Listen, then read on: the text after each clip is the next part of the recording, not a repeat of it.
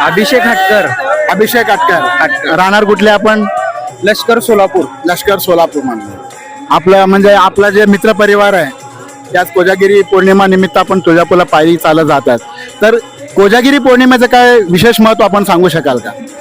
धार्मिक परंपरा आहे कोजागिरी पौर्णिमा आणि हजारो वर्षापूर्वी चालत आलेली परंपरा आहे. श्रद्धा आहे, विश्वास आहे, त्यामुळे ही परंपरा चालत आहे.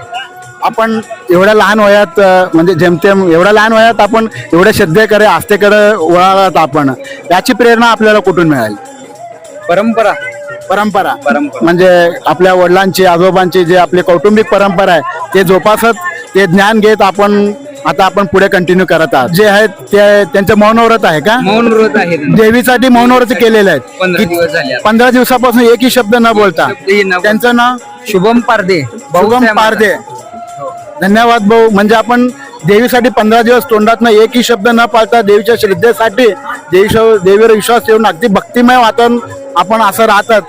त्यांच्या भावना काय असतील? म्हणजे त्यांना अचानकपणे काय सांगायचं असेल लोकांना? श्रद्धा किंवा कोणता नवस असा असेल तर लोक पाळतात.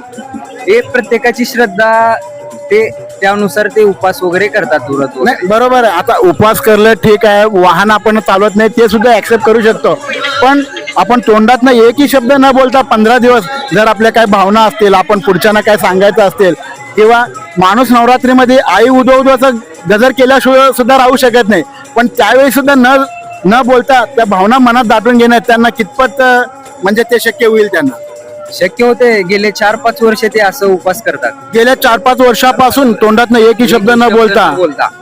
म्हणजे हा एक जगावेगळा त्यांचे उपक्रम चालू आहे असं म्हणाले. घटस्थापनेपासून कोजागिरी पौर्णिमेपर्यंत आता तिथं तुळजापूरला गेल्यानंतर ना घाटशिळचा प्रवास झाल्यानंतर ना ते तिथं मौन व्रत सोडतात. आपण बघत आहात, खरंच खूप आनंदाची गोष्ट आहे. आपण एका असल्या भक्तांना भेटलो आहोत की 15 दिवस घटस्थापना झाल्यापासून तो कोजागिरी पौर्णिमेच्या आई तुळजाभवानीच्या दर्शनापासून तोंडातून एकही शब्द न बोलता त्यांनी मौन व्रत करून देवीची आराधना करत आहात.